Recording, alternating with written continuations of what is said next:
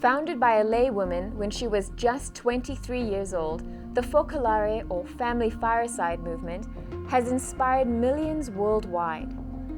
Present in 180 countries globally, this international community of men and women promote unity and universal brotherhood. What started out as an experiment among friends in the war-torn Italian city of Trent in 1943 has since borne extraordinary fruits. In the 70-odd years since its founding, the movement has already yielded a blessed.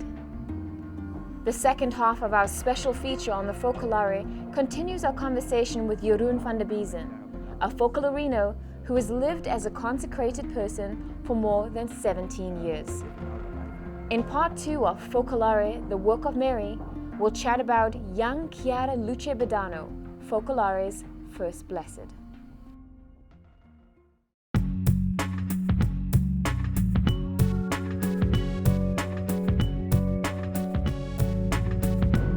Even though the community is so young, relatively speaking, you already have a blessed among your ranks. What was her story?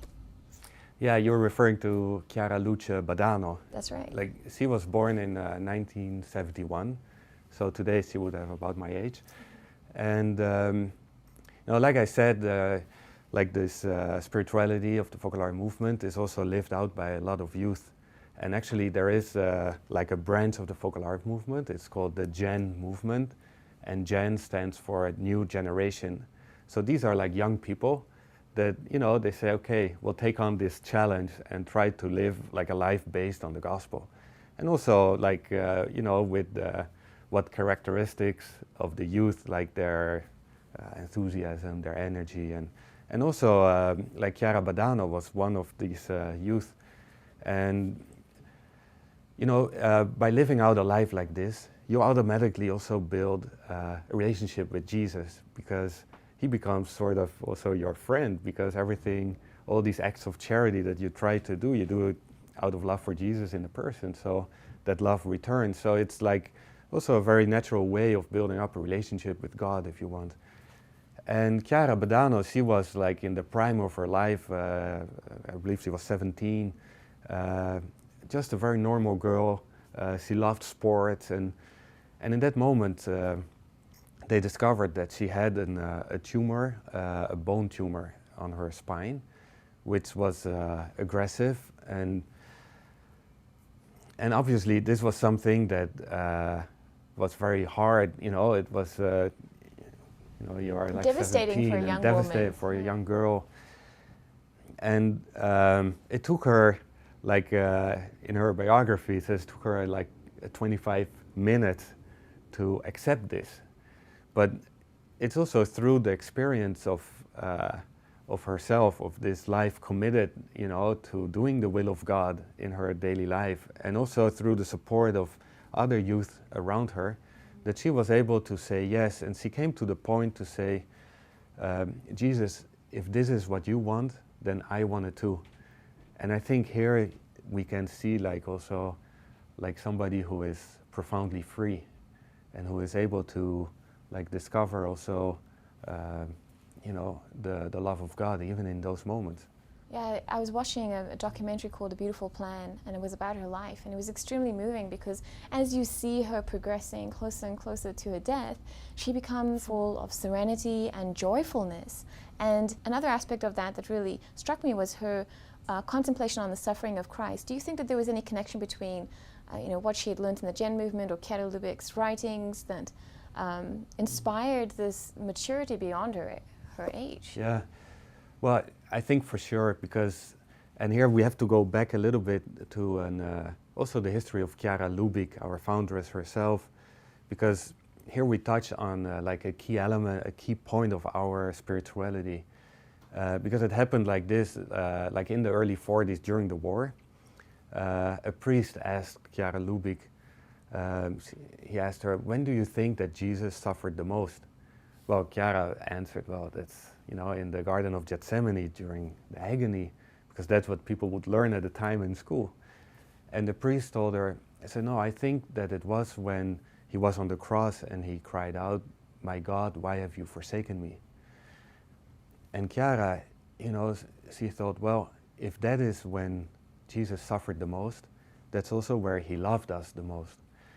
And she said, they decided, so Chiara Lubick with this small group of companions, says, okay, let's make of Jesus forsaken in his abandonment the everything of our lives. And like during the war, there are a lot of situations of suffering very obvious. Like people would lose their home, their family, people would be lonely, hunger, and they started helping all these people, and they discovered that in each person that is hungry, like also Jesus on the cross was hungry. So they discovered the presence of Jesus there. Or a lady lost her children and was lonely. Well, also Jesus on the cross was lonely. So they were able to make this discovery that there is a presence of Jesus in each suffering. And since they made him the everything of their lives, they really embraced him. And they made like this, and I think it's like an overwhelming experience, because they discovered that if you actually recognize Jesus in those sufferings and you're able to embrace him and love him, then the suffering transforms itself as if it's like a divine alchemy. It transforms itself into love and into joy. So it doesn't take away the situation itself, that remains, but the suffering that comes from it, is something that can be transformed. And I think going back to Chiara Badano, I think this is also her experience, that in the suffering that she encountered through her illness, she was able to make that experience, to go really to penetrate that suffering and to discover Jesus there, who was with her and who already lived through all the suffering which he took upon himself. And she was able to go through that experience, to transform this into love, into light. And I think that's what she irradiates or during her life, and also of all the people that would encounter her and visit her in the hospital. She was able, even though she was like at a certain point, she lost the ability of her legs to walk, and she was all the time she was able to be like joyful, because it was each time for her a new opportunity to deepen this embrace with Jesus forsaken. And I think that's something that is like a unique experience that she made, and that God allowed her to make also because she was probably also a very pure soul. So she was able to give that witness to the youth of her generation, and that continues today. Like even today, people continuously are being drawn to her because of this light that she irradiates. And that's also why she has this nickname, Chiara Luce Badano. Luce means light in Italian. And I think that's also why the church recognized her as a universal model and declared her blessed.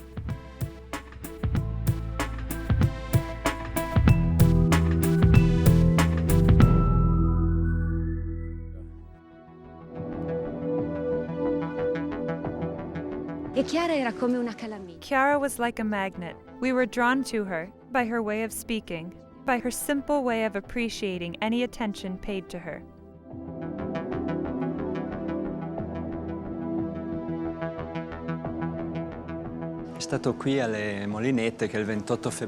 Here at the Molinette Hospital, on February 28, 1989, Chiara underwent the surgery to remove the cancer.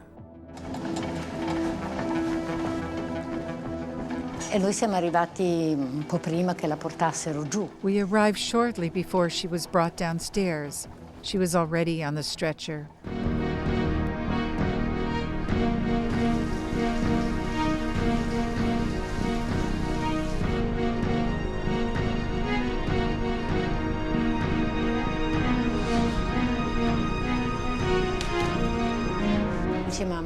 She said, "Mom, if I happen not to wake up, make sure when you are preparing the Mass to tell all the Gen boys and girls to sing as loud as they can."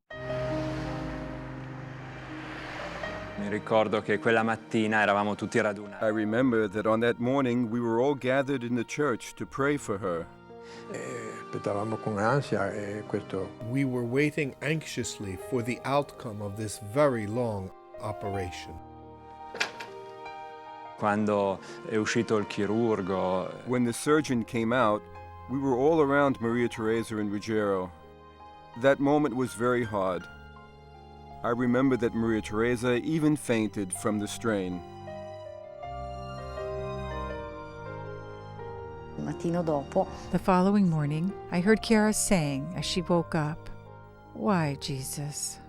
I immediately got up and went to her bedside, and I said, "Kiara, do you need anything?" I heard her replying, "If you want it, Jesus, I want it too." How I wished to go back to my village, Sassello. But it was not the right moment yet. In Turin, they were all very kind to us. A family left us their own house on the hill of Re Vigliasco. Everyone helped to give us what we needed. Avevano bisogno di una... They needed a house, something small but comfortable for Chiara. Well, we said, it's not very big, but you're very welcome to it. That's how we met Chiara and her parents. In light of all that was happening, they had such an open-hearted attitude, so rare in moments like these. It's not that they didn't suffer, but they were able to accept it.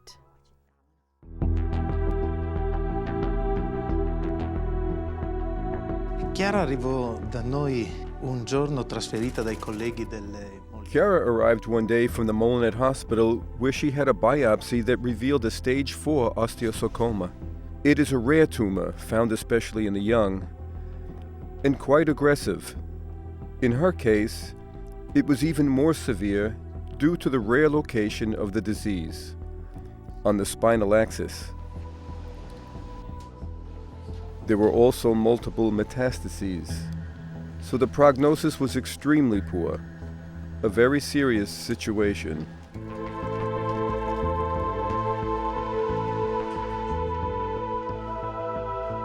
La ragazza ha accettato la diagnosi. The young girl had accepted her diagnosis, knowing that the chemoradiotherapy would slow the disease down, but that chances for a recovery were very slim.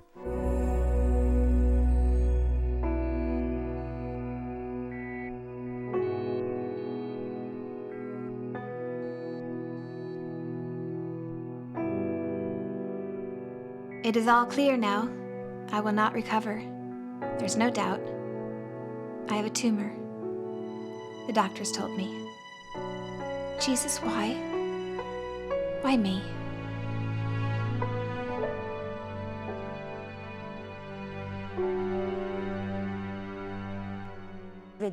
I saw her walking very, very slowly.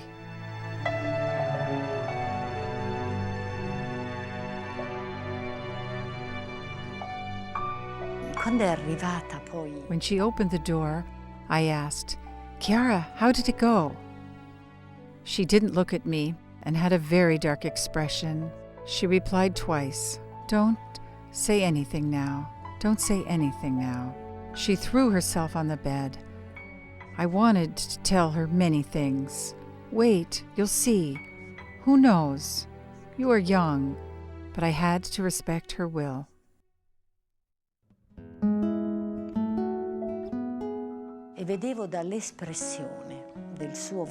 I could see from the expression on her face the anguish Chiara was going through.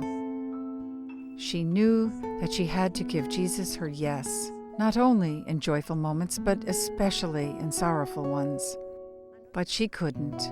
It's too natural for a 17-year-old to want to live. After 25 minutes or so, she turned to me with her usual smile. Her face became radiant, full of light, and with a beautiful smile, she said, "Mom, okay. Now you can speak."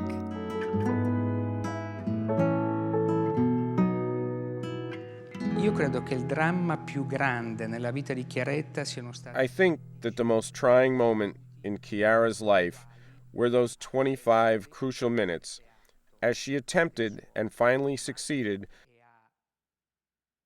to accept her tragic situation, to say her yes. Kiara was an incredibly strong and determined person.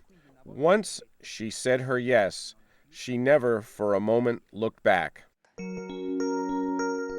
I felt so little. The path seemed so hard. I often felt oppressed by the pain, and I used to repeat, Jesus, if you want it, I want it too. I want to play this game. Facevamo delle lunghissime chiacchierate. Ovviamente We would have long conversations about her disease, naturally. The treatments and the results that up until then were unfortunately not satisfactory. But we also talked about many other things. She was always asking about my son, about my wife. I was deeply struck by the inner serenity with which she faced her pain and her disease.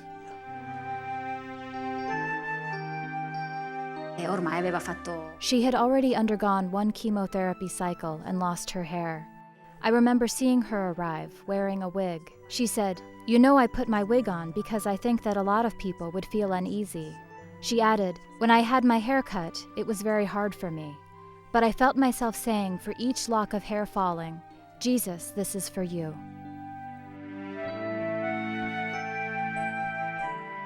Ero a casa, stavo studiando. A un certo punto I was studying at home. At a certain point, I received a phone call informing me that, due to a lesion on the spine, Chiara had lost the use of her legs. I grabbed my books and jumped on the first bus I could to get to the hospital. Seeing me arrive, her mother came towards me. My blood froze. And I thought, and now what? Ever since my legs went crazy, my life has changed.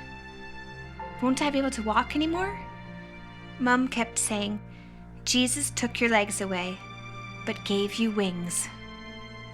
Non parlava mai di Gesù, di Dio. Viveva il Vangelo concretamente. She never talked about Jesus or God.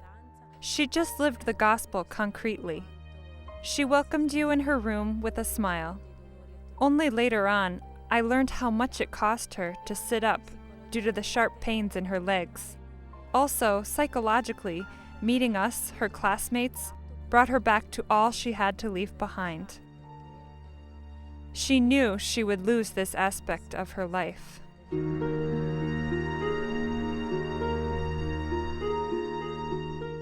Losing my friends and the possibility to share our lives was very tough for me. I couldn't stop that train taking me away from them. But another world was waiting for me, and I had to abandon myself to it. I felt wrapped by design of beauty that little by little was revealing itself.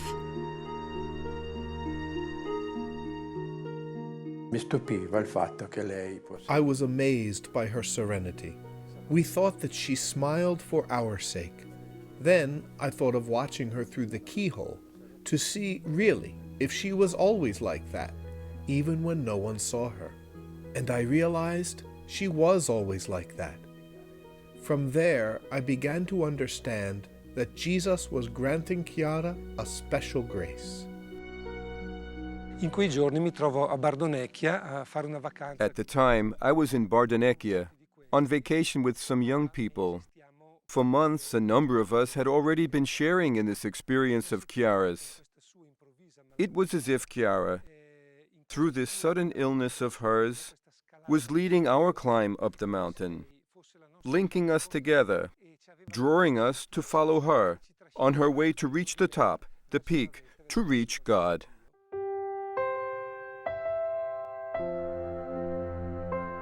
Time passed by and I turned 18 years old. It might seem absurd, but I felt that I had it all and I could give much more. Like the money I used to receive that I immediately sent to Africa, where it would definitely be more useful.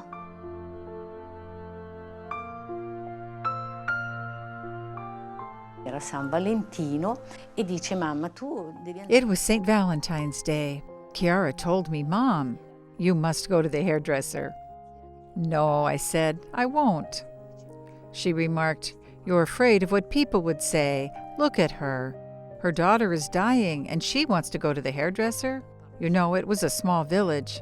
Then Kiara said, you must go because tonight you should celebrate with Dad.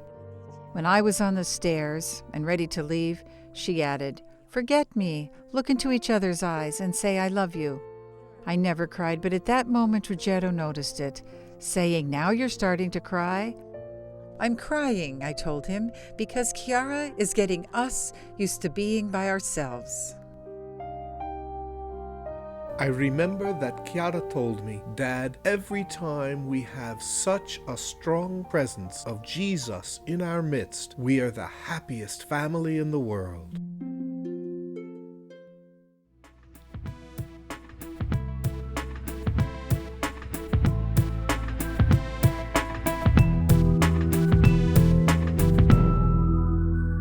What do you think about the fact that Chiara Badano is blessed before Chiara Lubick? Yeah, I think that's really, really nice.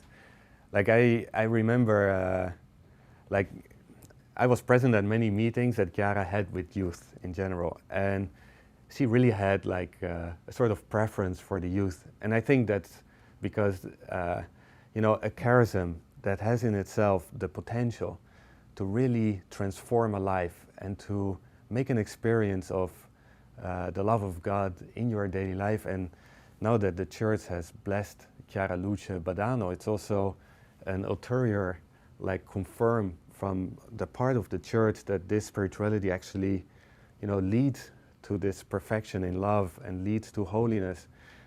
Chiara has always seen this potential in the youth because they are generous by nature, and they are also, they have energy, and they take on challenges. So she has always entrusted everything, like her deepest intuitions, to the youth, and really given them all her love and all her support. So to see today that our first blessed is one of that generation, I'm sure that Chiara, looking down from heaven, is like very happy that, you know, that this is the first. So I think it's beautiful. Mm-hmm. Chiara Lubick's cause is also underway now. What is the status of that? Yeah, that's at a very early stage still, because from the moment somebody dies, 5 years have to pass.